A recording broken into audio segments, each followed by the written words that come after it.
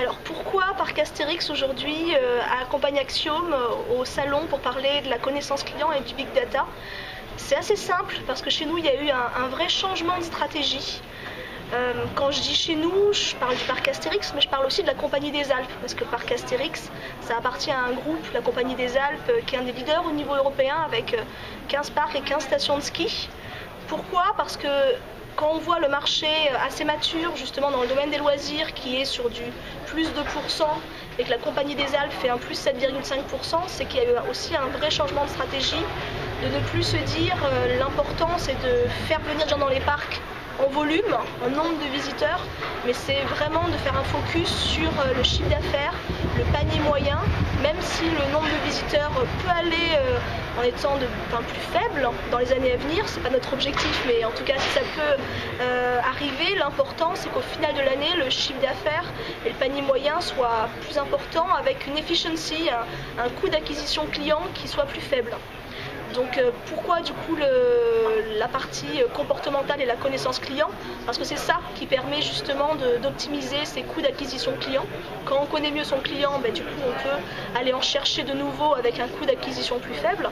Et on peut aussi optimiser et donc mieux fidéliser les clients qu'on a en allant sur les clients qui sont les plus rentables pour nous. Donc ce qu'on a fait, on a contacté Axiom pour analyser la base CRM qu'on avait au niveau du Parc Astérix sur le web.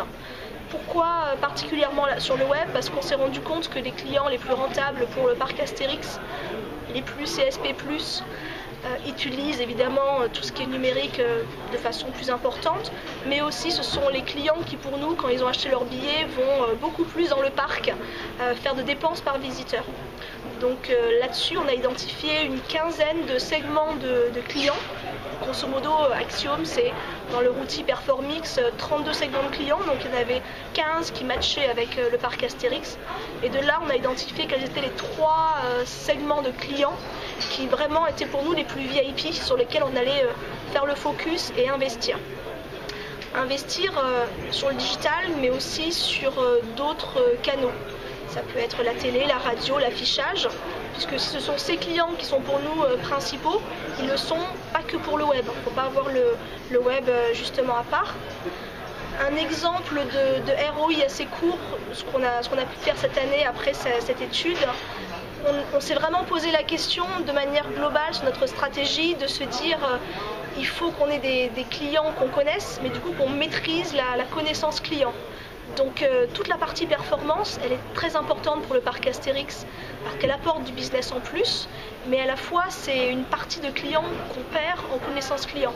La connaissance client, elle va du coup chez nos partenaires affiliés ou Display à la performance avec qui on a pu travailler cette année. Donc la question et le challenge sur lequel on est parti pour 2013, donc j'espère que ce sera successful comme ça a pu l'être cette année, c'est de se dire on va y aller nous-mêmes.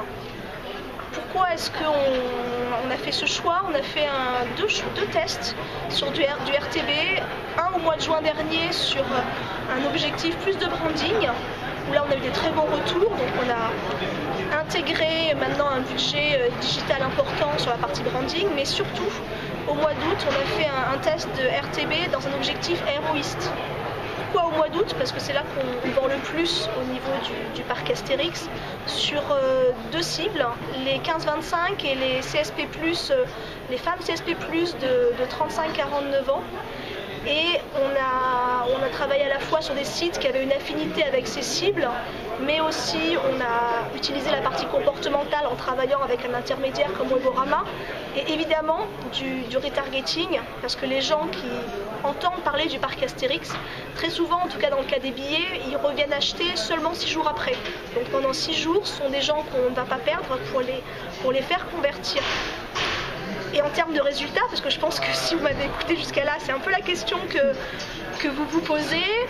Sur le budget digital qu'on a investi au mois d'août, on a investi 8% du budget sur la partie RTB et on a obtenu 10% des ventes, en tout cas du chiffre d'affaires qui a été généré.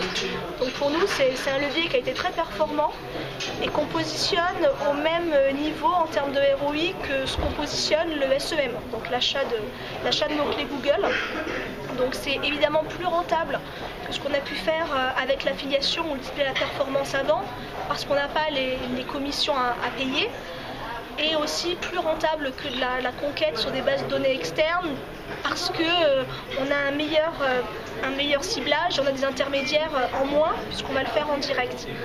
Donc on verra cette année ce que ça va rendre en termes de retour sur investissement. En tout cas, c'est un vrai mix à trouver entre l'ensemble de ces partenaires qu'on a et de ce que nous on peut faire. Le but, c'est pas d'arrêter l'un pour aller sur l'autre, mais vraiment de faire un travail d'orfèvre et aussi de faire bénéficier nos partenaires actuels de la connaissance qu'on peut acquérir. Pour rester du coup, pour conclure sur quelques chiffres, cette année, le parc Astérix a fait plus 10% de chiffre d'affaires alors que le marché est à plus 2%.